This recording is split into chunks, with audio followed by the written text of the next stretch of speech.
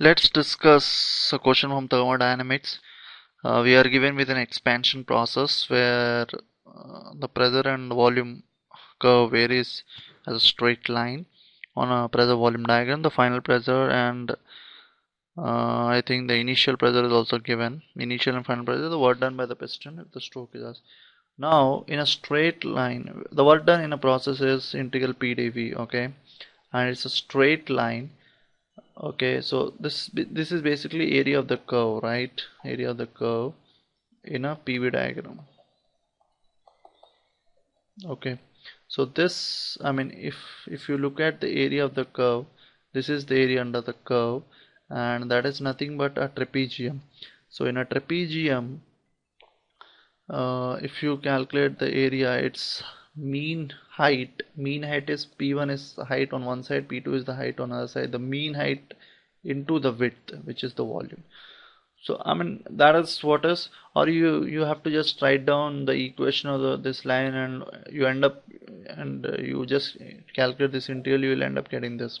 The other way of doing it is uh, area of this trapezium will be area of this rectangle plus triangle. The rectangle will be pt into volume and the triangle will be half base into height, and if sum you will get this height, you will get this work done. Okay, so now I know initial pressure, I know initial volume. What about the volume? I know initial pressure, initial uh, final pressure. The volume is nothing but the stroke length into the area of cross section, right? The change in the volume.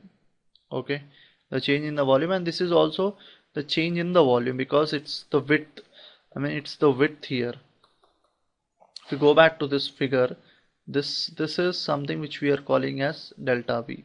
So half mean height, that is P1 plus P2 by 2 into the width. Width is change in the volume. Okay, so this is delta stroke into area of cross section. So putting everything here, I get half P1 plus P2 into stroke length into area of cross section. So let's substitute half. P1 is 1.5 and megapascal, 0.15 is P2.